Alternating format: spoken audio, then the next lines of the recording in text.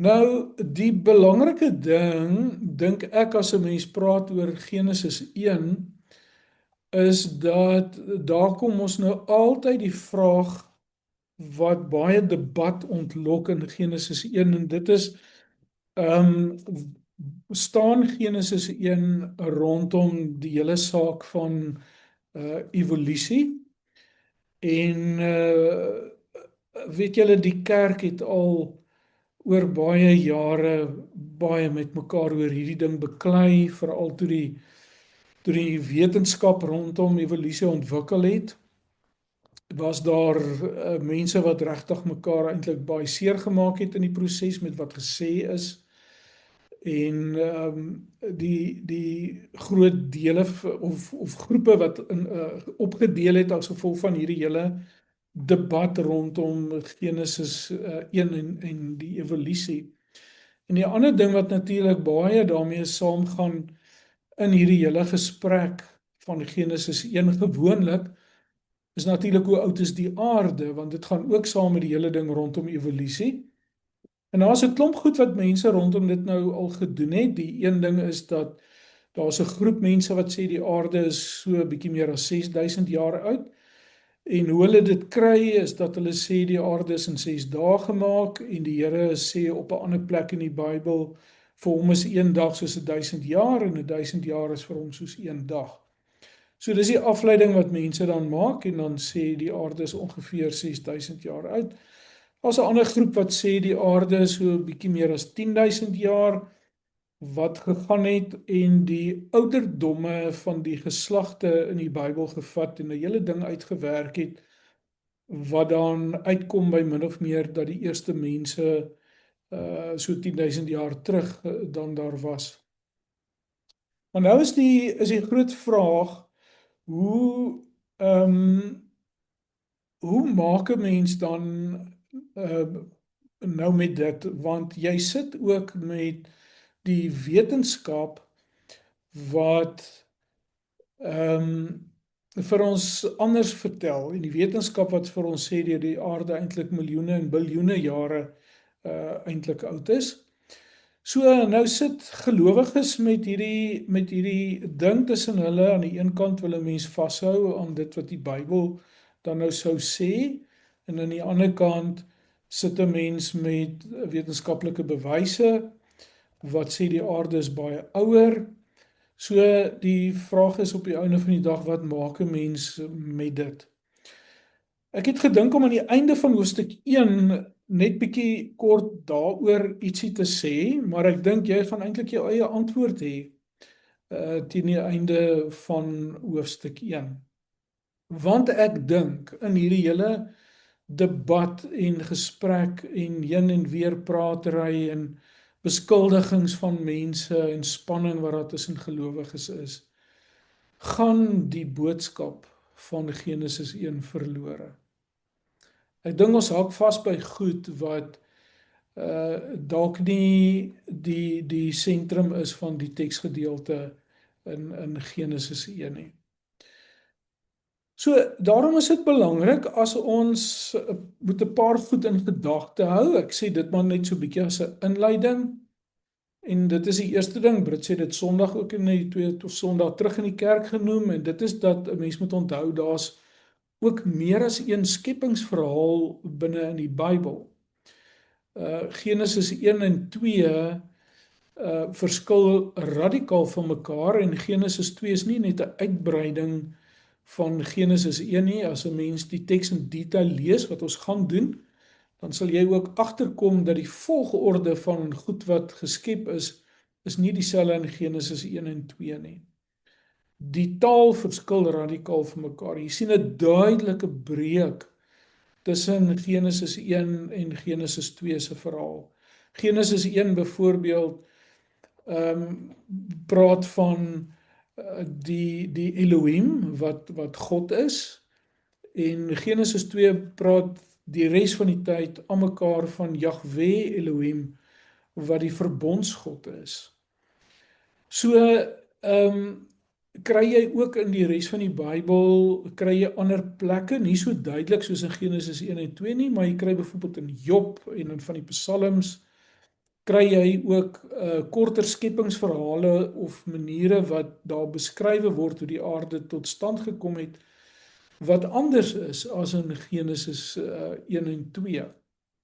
So as 'n mens by die ding kom dat Genesis 1 is die manier hoe die Here die wêreld tot stand gebring het, dan sit jy met die probleem van wat maak jy met Genesis 2 en wat maak jy met die res van die skepingsverhale wat jy in die Bybel kry. So dis baie belangrik dat 'n mens dit in gedagte hou.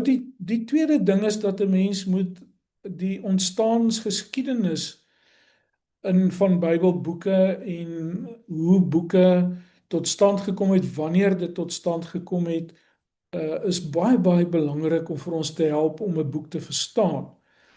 Byvoorbeeld die boek soos Openbaring, as ons verstaan wat is die doel van Openbaring, waarvoor is dit geskryf, vir wie is dit geskryf, dan los dit al 'n klomp probleme vir 'n mens op wat 'n mens het rondom Openbaring. Mense maak byvoorbeeld baie maklik opmerkings rondom profeseë wat mense in Jesaja en Jeremia en so aan kry. Mense, julle het dit waarskynlik nou weer in die afgelope tyd gesien met die hele konflik in die Midde-Ooste, dan raak hierdie profeseë baie prominent. Maar die feit van die saak is dat die profeseë waarvan in Jeremia en Jesaja gepraat word, is profeseë wat gemaak is op Israel wat in ballingskap sit en wat terugkeer na Israel toe. So dis binne in 'n spesifieke historiese tyd geskrywe en 'n sekere konteks geskrywe. En 'n mens het nogal 'n bietjie denkgimnastiek nodig of jy's eintlik op baie gevaarlike terrein as 'n mens sulke profeseë in die Bybel net vat en jy dit raak gaan van toepassing maak op goed wat nou vandag gebeur. Want daai profeseë is in 'n baie spesifieke konteks gegee wat 'n mens in ag moet neem. En dis dieselfde met Genesis 1, dat 'n mens moet die ontstaan en die agtergrond van Genesis 1 is geweldig belangrik. So, net om so ietsie daaroor te sê, daar's geweldig baie navorsing oor Genesis 1 gedoen. En van die beste kommentare, ek gebruik regtig van die beste kommentare vir jou, wat hierdie goeie baie goeie navorsing opgedoen het. En die navorsing dui daarop dat die teksgedeelte op skrif gekom het hier in die ballingskap omgewing. Dit beteken nie dat daar verhale al was rondom skepingsverhale voor die tyd nie, want jy moet ook onthou, daar's ook buite die Bybel, in die ou Oosterse wêreld, is daar heelwat skepingsverhale, soortgelyke verhale, soos wat in die Bybel voorkom. So daar was verhale in die omloop, maar ons weet redelik dat Genesis 1 in die ballingskap tydperk op skrif gekom het met 'n spesifieke doel. Nou, hoe weet ons dit? Ons moet onthou, soos enige taal, as jy net na Afrikaans kyk, Afrikaans is nou so 'n bietjie meer as 400 jaar seker oud, en Afrikaans het in hierdie 400 jaar geweldig verander en ontwikkel. Die woorde het verander, die gesegdes het verander, die tipe manier hoe 'n mens praat het verander. En jy kry byvoorbeeld in Afrikaans, kry jy die Kaapse manier van praat, die Kaapse aksent, toe ons hier in die Kaap kom, daar van die noorde af, is dit vir ons vreemd op die oor, om sekere uitdrukkings en goed te hoor, hier in die Kaap, wat mense glad nie in die noordelike provinsies ken nie. So net in 400 jaar het ons taal geweldig baie ontwikkel. En dan moet 'n mens in gedagte hou, 'n taal soos Hebreëus het ook ontwikkel. So jy kom baie duideliker agter, daar's 'n ouer tipe Hebreëus wat in sekere tekste gebruik is, daar's 'n jonger tipe Hebreëus wat in ander tekste gebruik is. So die navorsers kan redelik bepaal rondom min of meer watter tyd het sekere tekste tot stand gekom. Die tipe taal wat gebruik word hier in Genesis is baie verwant ook aan goed wat in die ballingskap na vore kom. So, dis baie belangrik dat 'n mens dit moet onthou. Die Moses word toegedig as die outeur in die Nuwe Testament van die hele eerste 6 boeke van die Bybel. Maar ons weet byvoorbeeld dat Moses dan sy eie dood beskryf en die navorsing het ook gewys dat daar is regtig ten minste 4 verskillende outeurs in die eerste 5 boeke van die Bybel. Waarom sê die Nuwe Testament dan Moses het dit geskryf? Wel, dis soos wat ons baie keer verskillende geskrifte vandag ook toedig aan sekere mense waaraan gesag gegee word. Ja, ek kan nou nie so vinnig aan 'n voorbeeld dink nie, maar ons doen dit vandag ook tot 'n mate dat alhoewel sekere geskrifte nie almal deur een persoon geskryf is nie, veral in presidente en politieke ouens word sekere werke aan hulle toegedig wat hulle nie noodwendig alles geskryf het nie, dis om gesag daaraan te gee. So die Nuwe Testament wil eintlik maar sê dit is was Moses se standpunt, sy siening, dit is hoe die Here met Moses dit gepraat het. En alhoewel daar tekste is wat later ontwikkel het, is dit nog steeds vanuit Moses se tipe teologie wat dit inpas daarin.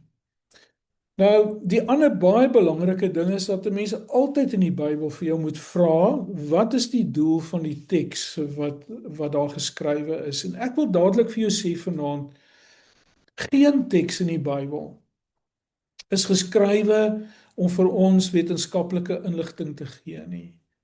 Geen teks in die Bybel is ook geskrywe ter wille daarvan om vir ons historiese inligting te gee nie.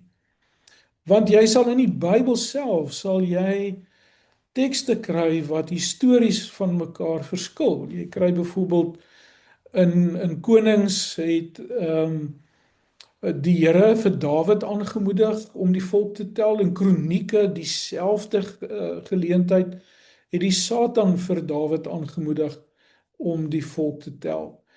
Jy kry in die verhale van Jesus byvoorbeeld, baie van Jesus se wondertekens, die goed wat hy gedoen het, die kronologie van die goed wat hy gedoen het, verskil van die evangelies. So die Bybel is nooit geskryf om vir ons historiese interessanthede te vertel nie, of om vir ons wetenskaplike interessanthede te vertel nie. Ons moet altyd onthou, die Bybel is geskrywe, dis 'n godsdienstige boek, 'n religieuse boek, en dit wil ten diepste preek. Dit wil ten diepste 'n boodskap oordra. Dit wil ten diepste binne in mense se konteks vandag, of in die konteks van die mense in die Bybel, wou dit vir mense kom help met hulle lewe. Ons moet ook onthou dat die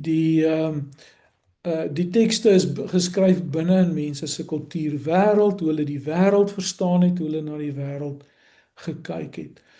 So 'n mens sou dan dadelik die vraag vra, is Genesis 1 geskrywe dan met die doel om vir ons te vertel hoe het die Here die aarde gemaak?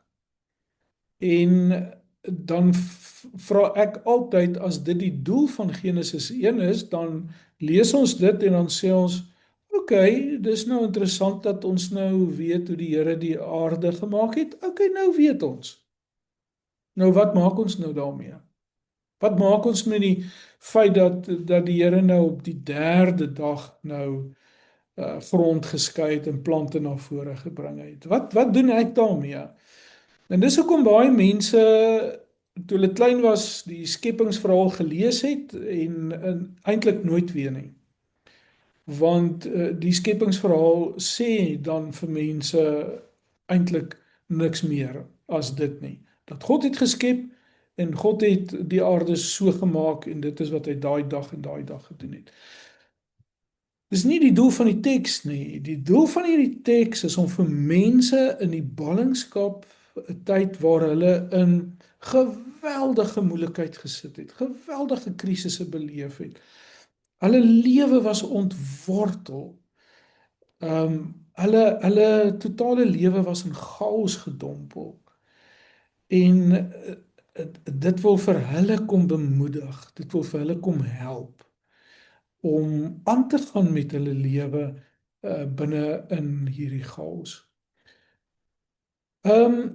Die ander ding wat ek ook altyd vir mense sê as ons in hierdie debat kom met evolusie oor Genesis 1, sê dit nou vir ons iets van die skepping, hoe oud is die skepping en so aan, dan sê ek altyd ook vir mense dat ons lees nie regtig wat in die teks staan nie. Ons het 'n vooropgestelde idee van dit is wat die Genesis sê, dis wat dit moet sê, dis wat ons wil hê dit moet sê, en dan kom ons na die teks toe en met 'n vooropgestelde idee en ons lees nie behoorlik wat in die teks staan nie. Want die oomblik as jy begin om in Genesis 1 behoorlik te lees, net die eerste 2 verse, eerste 3-4 verse, dan gaan jy onmiddellik al vir jouself sê, hierdie teks is baie groter as die vraag of die Here nou in 6 dae die aarde gemaak het of nie. Hier is iets anders wat hier aan die gang is. So dis die ander probleem dat mense lees die Bybel met nie wat regtig wat daar staan nie, maar met 'n vooropgestelde idee. Nou, as jy Genesis 1 gaan begin lees, vers 1, dan gaan jy vers 1 en 2, dan gaan jy begin om sekere vrae te vra en jy gaan onmiddellik met hierdie probleme gekonfronteer word. Want daar staan, ek lees dit vir jou, in die begin het God die hemel en die aarde geskep. Die aarde was woes en leeg, donkerte was oor die oerwater, maar die Gees van God het oor die water gesweef en God het gesê, laat daar lig wees en daar was lig. So, die eerste vraag wat 'n mens dan vra is, hier staan God het die hemel en die aarde geskep en dan net daarna staan die versietjie, die aarde was woes en leeg. Daar was donkerte, dit was deurmekaar gewees. Ek sal nou 'n bietjie met jou praat oor die oerwater. Maar nou bring dit die vraag natuurlik by mense op, maar het God dan chaos geskep? Is dit wat as God skep, dan bring hy chaos met sy skepping na vore. Die tweede vraag is, was daar chaos? En toe orden God dit. Met ander woorde, die skepping was eintlik deur die feit dat God die iets met die chaos kom doen het, want daar was nou bestaande materie en nou is God besig om hierdie materie iets meer te doen. En dan ontstaan natuurlik die volgende vraag, as dit so is dat God nie chaos geskep het nie, dan is die vraag, het God dan nie uit niks uit geskep nie? Wat maak jy nou met hierdie ding dat daar reeds bestaande chaos was? Ons glo dat God het uit niks uit, daar was niks voor die skepping nie. Hoe werk hierdie eerste 2 sinnetjies dan? En dan kom jy natuurlik ook by die vraag, is vers 1, in die begin het God die hemel en die aarde geskep. Is dit 'n opskrif vir hierdie gedeelte? Of is dit reeds die handeling wat gebeur? En nou sal mense wat byvoorbeeld sê, maar tussen vers 1 en 2 het die val van die bose plaasgevind en dis hoe die aarde toe nou in hierdie donkerte ontstaan het en so aan. Maar dit is spekulasie. Ons moet regtig oppas om nie te gaan spekuleer met die Bybel nie. Die ander ding wat ek ook wil sê is, ons moet baie versigtig wees met die Bybel, dat ons nie vir die Bybel probeer antwoorde uit die Bybel uitkry wat nie daar staan nie. Want dis wat mense baie maklik ook met die Bybel doen. Dis byvoorbeeld dieselfde as jy koerantberig lees. Sê nou, jy lees nou vanoggend in die koerant van die olieprys wat nou die hoogte ingeskiet het met die oorlog in Iran. En nou lees jy die beriggie, nou lees jy, probeer jy tussen die lyne lees, want jy wil hê die koerant moet vir jou iets sê oor die prys van eiers vir oggend. En nou probeer jy in hierdie beriggie tussen die lyne deurlees, het die redakteur nie iewers hier tussenin goed gesê, as die olieprys soveel is die eierprys dit, is daar nie 'n verband tussen dit nie, en nou speel ons sulke speletjies met die teks, nê? Die feit is, die berig wil berig oor die olieprys, nie oor die prys van eiers nie. Oor die prys van eiers moet jy 'n ander berig lees. Dis wat ons baie keer met die Bybel kom doen. Veral as jy by die verhale kom, as ons later kom by verhale soos Kain en Abel, dan begin mense sê, okay, nou maar waar het die ander mense dan nou vandaan gekom? En dan kom mense met allerlei snaakse teorieë rondom goed.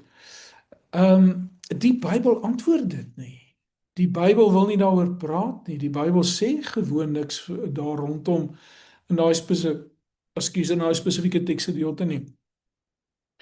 Maar ons vra aan die tekste wat die tekste nie vir ons wil gee nie. So dis hoekom ek sê dis so belangrik dat 'n mens die teks moet lees vir wat daar staan.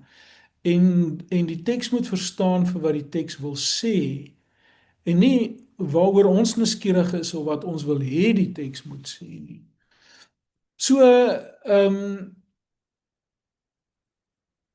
mense het nie so gedink nie. Dit wil ek dadelik vanaand vir jou sê wanneer ons begin praat oor Genesis. Mense het nie dit was die Grieke wat vir die eerste keer begin wonder het oor goed soos, wat was voordat daar iets was? Waar kom ons vandaan al in terme van is ons uit niks uitgeskep, is ons uit iets uitgeskep? Die Grieke het begin om daardie vrae te vra. Hulle was die eerste mense wat bietjie anders oor die lewe begin dink het. Hulle het anders na die lewe gekyk.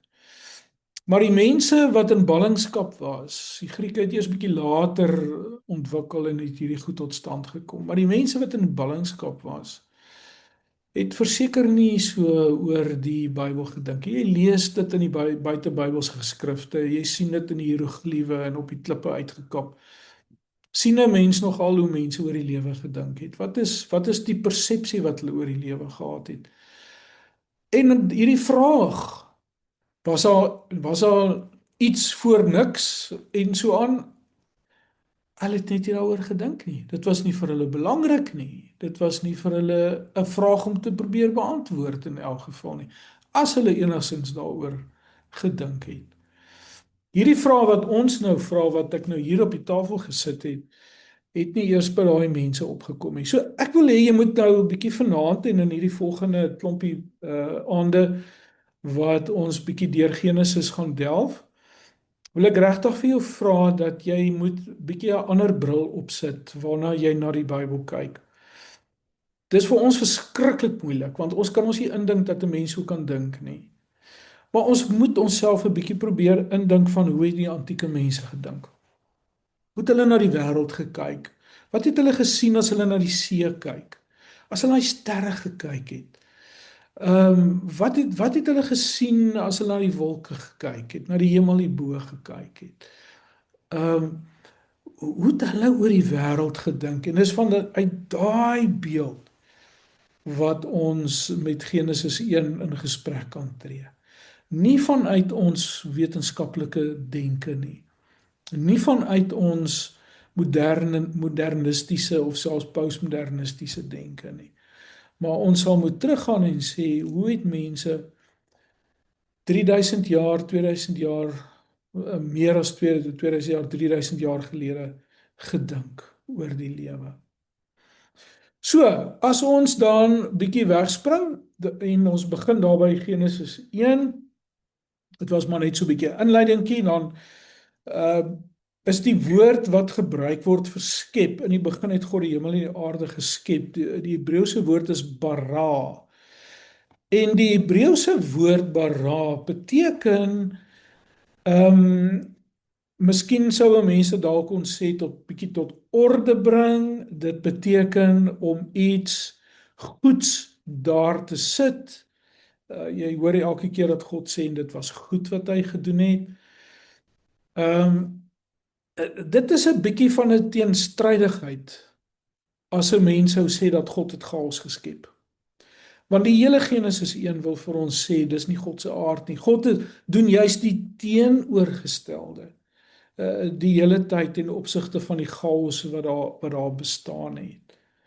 So ons kan nie gaan en sê dat God het die chaos tot stand gebring wat daar was nie. Dis nie in sy aard nie. Dis teen die hele dryf teen die hele teologie van Genesis 1 in. Want dit beteken jy sien dit baie duidelik. Dit is 'n opskrif. In die begin het God die hemel en die aarde geskep. Dis die opskrif. Dan begin die skepingsverhaal. En jy sien dit baie duidelik hoekom dit 'n opskrif is as jy gaan na Genesis 2 toe. Dan sien jy in Genesis 2 vers 4, hulle het hom nou in die 2020 vertaling, het hulle hom by die volgende 4a het hulle nou saamgesit met 4b. Maar in die vorige Bybel in 83 en die 53 vertaling staan Genesis 4a nog by die vorige skepingsverhaal. Hoe dit ook al sê, of jy hom nou wil daar byvoeg en of jy hom wil losmaak, Genesis 2 vers 1 sê al klaar reeds, so is die hemel en die aarde en alles wat daarby hoort voltooi.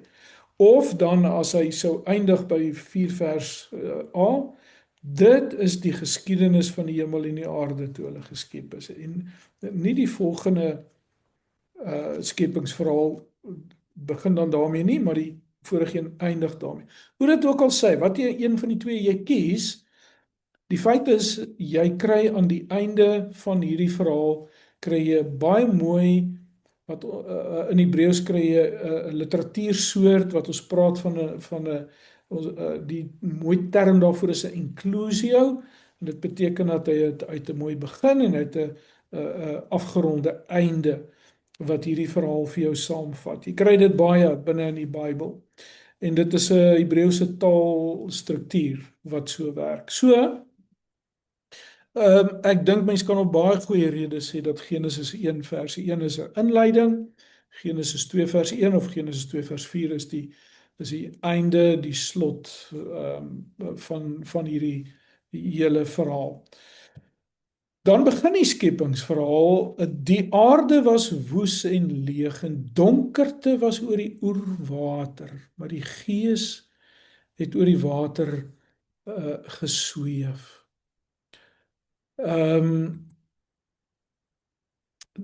Ja, dit vra nie dat ek het reeds daaroor gepraat dat God nie niks geskep het nie. Dit maak nie die stelling dat God geskep het. En dit wil 'n spesifieke boodskap oordra. Ek het al reeds daaroor gepraat. So, hierdie woes, leeg, donkerte, diep waters, hulle praat ook van die oerwaters, is in die 2020 vertaal, in die ander vertalings is vertaal van die diep waters wat daar is. Nou, hierdie beeld van hierdie water, die donkerte, die chaos wat daar eintlik is, kry jy op heelwat ander plekke in die Bybel. En waar hierdie selfde tipe metafore gebruik word. En daar word konstant in die Bybel, veral in die Ou Testament en ook in die Nuwe Testament, gaan ek nou vir jou wys, het mense die see en die oseaan wat daar om hulle was, het hulle gesien as die blyplek van waar die bose bly. Hulle die waters met die bose geassosieer. Hulle het waarskynlik walvisse gesien. Jy lees byvoorbeeld in Job en in ander teksgedeeltes van die Levitiaan, van die seemonster. Jy lees in Openbaring van die monster wat uit die see uitkom. En dan lees jy ook in Openbaring 4 byvoorbeeld dat die water voor die troon van God in die hemel is spieelglad. Die mense het die onstuimigheid, die verskillende eb en vloedtye uh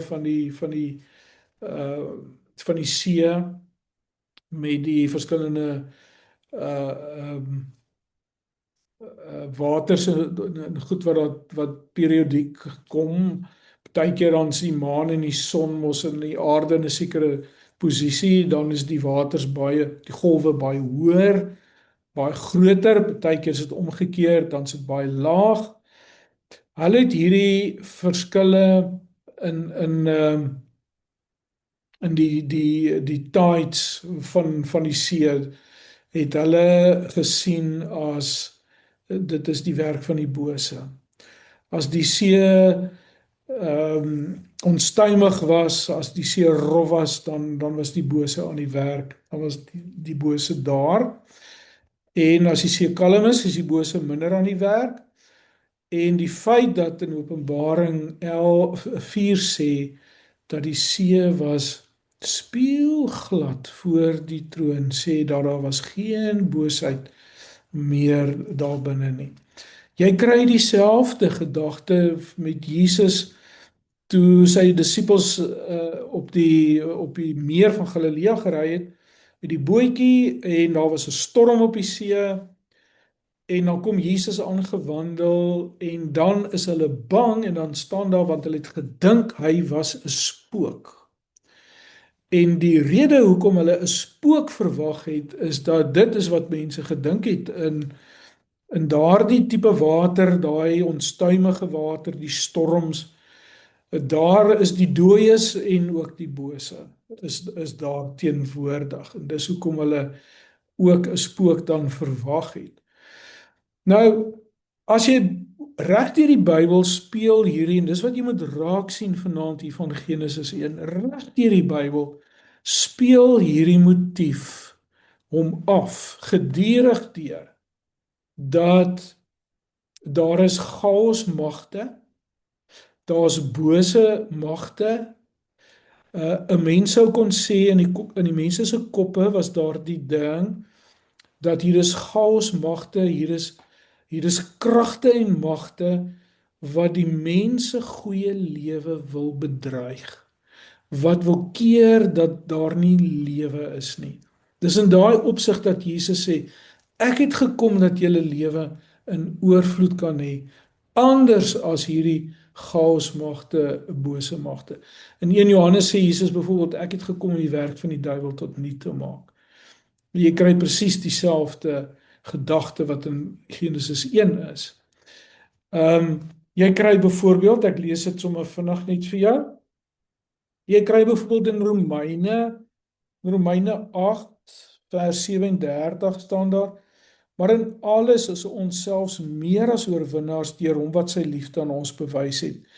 Ek is daarvan oortuig, en hoor nou die woorde wat hy gebruik, nê, dat nog dood, nog lewe, nog engele, nog magte, nê, hulle het 'n magte geglo. Meer as net demoniese magte en sulke goed was daar ander magte.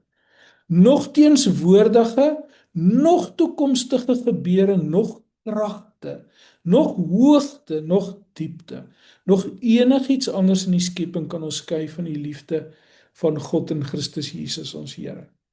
As ek so 'n bietjie later vir jou wys hoe die wêreldbeeld was van daardie tyd, dan sal jy verstaan hoekom Paulus ook dit sê. So Genesis 1 vers 2 wil vir ons sê, daar was 'n toestand. Hoe het hy daar gekom? Genesis beantwoord dit nie. Genesis sê, daar's 'n toestand, daar's 'n situasie waar die chaosmagte heers en daar is en teenwoordig is. En dit wil die lewe keer en dit wil die goeie keer. Is hierdie diep waters. Die mense van die antieke mense het baie goed geweet waarvan hier gepraat word. En dan hierdie ongelooflike stukkie wat hierin is, nê, dit wat die goeie orde in die lewe bedreig. Dit is hierdie chaosmagte. En dan hierdie ongelooflike stukkie God doen die teenoorgestelde wat hierdie chaosmagte wil doen. Die hele res van Genesis vertel van God wat die teenoorgestelde doen die hele tyd. Genesis 1. Onthou hulle sit in ballingskap. Hulle sit in hierdie chaos wêreld. Hulle lewe het in mekaar gestort. Dit maak nie meer sin nie. Hulle is ontwortel van hulle gesinne af, van hulle godsdienste af. God is ver. Hier sit hulle in 'n vreemde land met vreemde gode en hulle vra die vraag: waar is God? Hoekom help God ons nie? En dan is hierdie teksgedeelte in Genesis 1 vir hulle voorgeles. En as daar staan die aarde was woes en leeg, donkerte was oor die oerwater, dan het hulle gesê ons ken dit. Ons ken dit, want dis nou hier in ons lewe teenwoordig. En dan hierdie ongelooflike een sinnetjie. Die Gees van God was daar. Met ander woorde, ten spyte van hierdie totale chaosmagte, geen lewe wat daar is nie, lewe word totaal bedreig, is God teenwoordig. Is daar iets van God wat daar is oor dit? En dan hierdie ongelooflike sinnetjie, nê. Mens kry eintlik hoendervleis as jy dit lees. Jy moet eintlik hierdie teks laat iemand dit vir jou voorlees, die lig afsit en laat jy dit voorlees en in jou verbeelding dat jy hierdie poesie kan sien wat hier afspeel. En in hierdie chaos wat die Gees van God wat daar is, kom hy en hy sê in hierdie donkerte, onthou donkerte was ook vir mense die onheil, die bedreiging.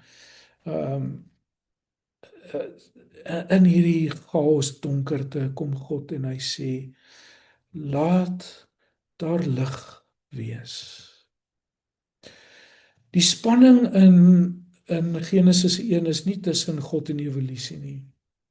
Dis nie wat die teks vir ons sê nie. Die spanning in Genesis 1 is nie of God uit niks en of hy iets uitgeskep het nie. Dis nie die spanning in Genesis 1 nie.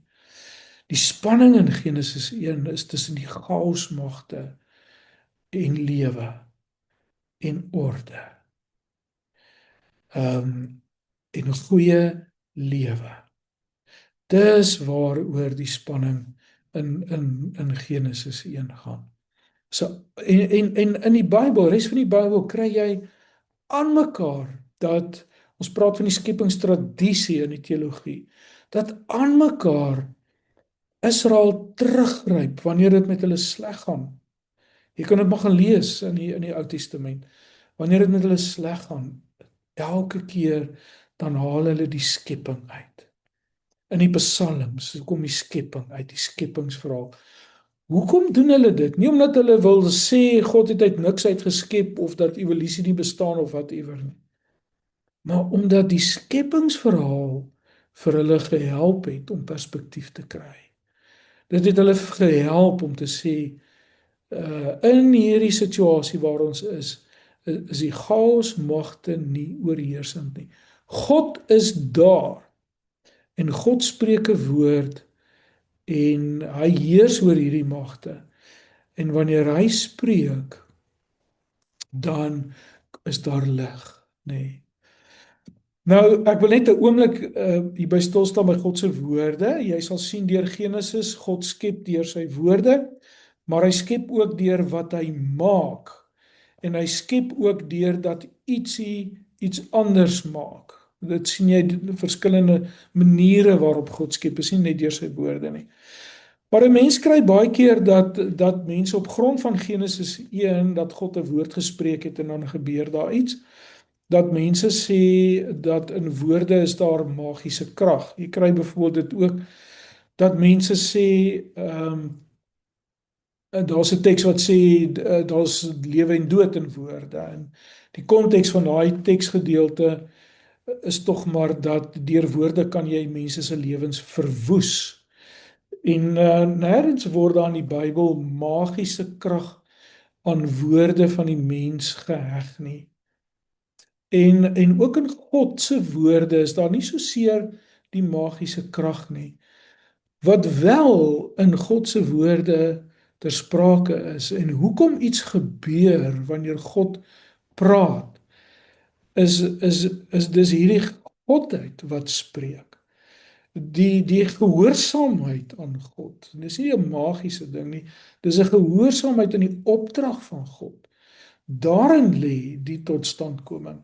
Dat God vir Matteus kan sê doen dit en dat hulle inderdaad die Here gehoorsaam. En dit moet ons baie duidelik raak sien. Jy sien dit ook en veral by die seën van die Here, die lewende wesens wat die diere en die mense wat kan voortplant, kry baie sterk hierdie ding van dis God wat die beheer het daaroor. Ook baie belangrik is dat jy moet sien dit Genesis 1 sê dit vind in 'n oombliklik plaas. Dis nie 'n dag lank nie. So om te sê die aarde is in 6 dae geskep is ook nie heeltemal waar nie. Dis nie 24 uur siklusse nie. Want die lig, God het gesê laat daar lig wees en bang en daar's lig. Dis nie eers 'n tyd wat verloop en dan kom die lig nie, nê.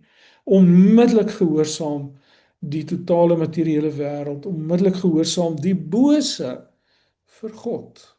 Dis 'n ongelooflike troos dat selfs die bose vir God gehoorsaam. Jy sal later sien hoe God grense stel aan hierdie chaos en die boosheid, nê. So dit gebeur onmiddellik en natuurlik spekuleer mense nou verskriklik baie oor wat is nou hierdie lig wat nou nie van die son afkom nie. Is dit nou God se lig wat uit hom uitstraal of en dan na 24 uur dan is dit uit die volgende geleentheid.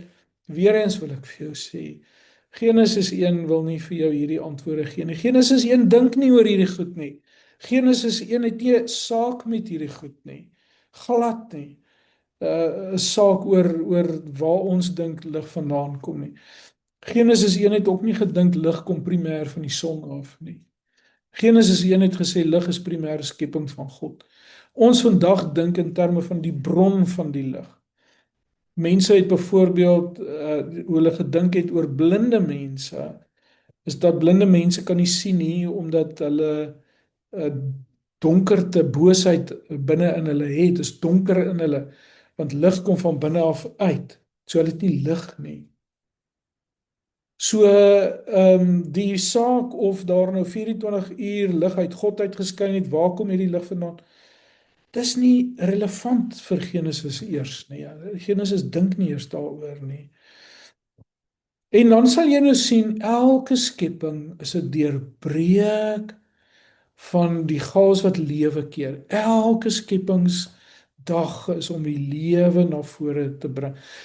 Daai dag, dit was dag, aand en dit was môre, dit was die eerste dag.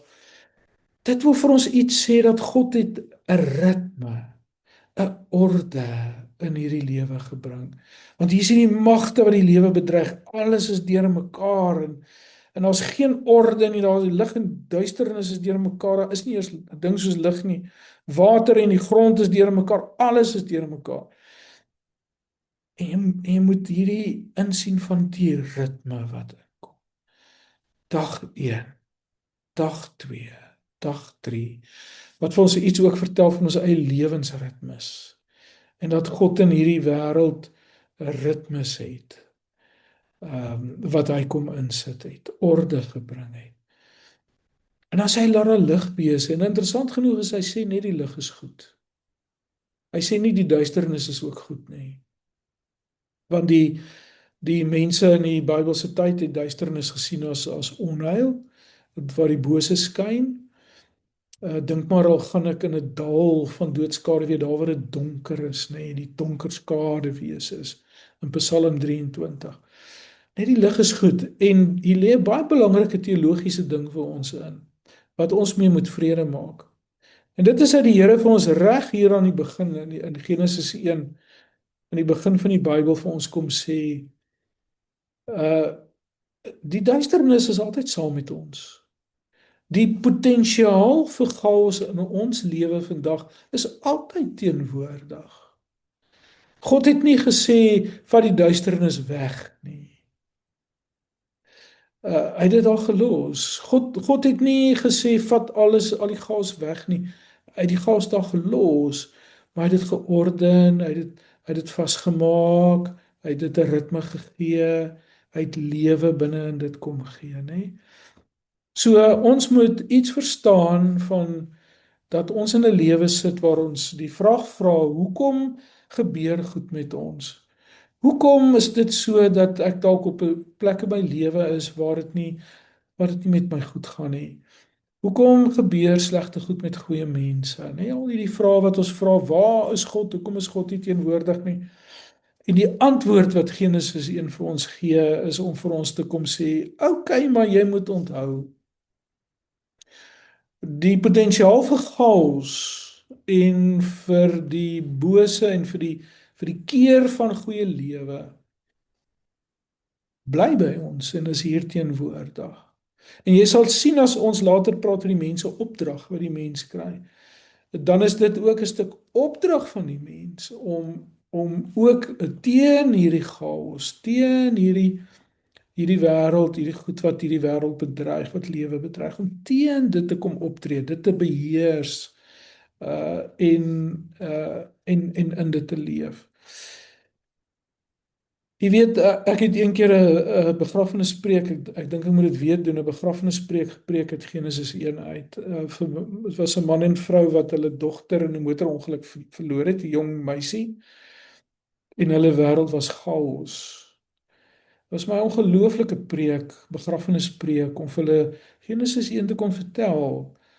En vir hulle ook te kon sê, net soos in julle lewe, voel julle die bedreiging van hierdie magte. Jy voel hoe alles teen jou slaan. Alles is probeer die lewe uit jou uitsteel en nou is alles deurmekaar. Hoe gaan 'n mens weer met jou lewe aangaan? En dan die vertroue, God se Gees is daar. God se Gees is oor. As God se Gees oor die oerwaters kon gewees het, is God se Gees ook hier. En dan om te weet dat God ook in 'n mens se lewe gaan God weer 'n ritme vir 'n mens gee in jou chaos. God gaan weer die woord spreek en sê laat daar lig wees in jou lewe. En jou lewe gaan weer begin om lig te laat deurbreek. En die chaos gaan sy plek kry en grense gestel word aan die chaos. En iewerster gaan die lewe weer deurbreek. Dis 'n ongelooflike boodskap wat die Here vir ons vandag gee in ons lewe vandag. Met hierdie skepingsverhaal dat God is besig om nog steeds die chaos te orde en die chaos is saam met ons elke dag. Ons werk daarteen, maar God is die een wat die woord spreek en die lig breek deur. Die skeiding tussen lig en duisternis, jy sien in dag 2 skeiding tussen die water bo die aarde, skeiding die water onder die aarde. Skeiding vertel ons van God is in beheer. Dit vertel iets van sy mag rondom dit. Geliefdes, ek dink ek gaan hier stop vanaand, dan gaan ons aan volgende week by dag 2. Maar ek hoop jy begin 'n aanvoeling te kry vir hoe het mense in die Bybelse tyd gedink. Jy begin 'n aanvoeling te kry dat eintlik is hierdie gesprekke waar mense Genesis 1 gebruik teenoor evolusie en so aan. Dat dit eintlik 'n irrelevante gesprek is ten opsigte van Genesis 1. Want dit was nooit Genesis 1 se bedoeling om iets daarvan te antwoord nie. Genesis 1 wil vir mense wat in die ballingskap sit, wat se lewe in chaos gedompel is, wil vir hulle die versekering kom gee. Dis wat God doen. Hy het beheer oor die magte. En daarom kan Paulus, ek dink Paulus het dalk Genesis 1 gebruik om Romeine 8 te skryf, dat hy sê niks nie, nie bo nie, nie onder die aarde nie in hierdie waters nie, Geen magte, geen kragte wat was en wat kom kan ons van die liefde van die Here skei nie. En dis eintlik wat Genesis 1 vir jou wil kom sê. Maak nie saak wat in jou lewe op die oomblik aan die gang is nie. Jy gaan deur jou eie moeilikheid en elkeen van ons het ons eie chaos elke dag. Maar wanneer jy môre opstaan, lees net Genesis 1 die eerste dag.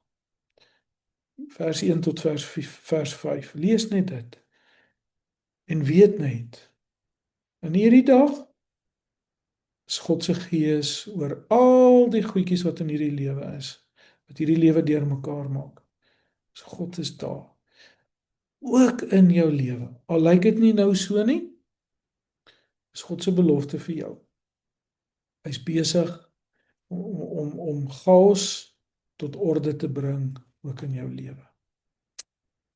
Goed, ek gaan vir ons afsluit met 'n gebed en dan gaan ek vir julle groet. Hemelse Vader, dankie vir hierdie ongelooflike boodskap, hierdie ongelooflike teks wat U vir ons kom gee uit die Bybel. Jare terug het hierdie teks vir Israel bemoedig in moeilike tye. En het hierdie teks vir die ouens in ballingskap kom bemoedig. Vir Paulus hulle kom bemoedig.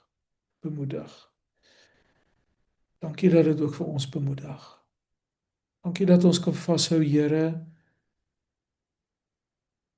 Al is die donker hier langs ons, parallel aan ons,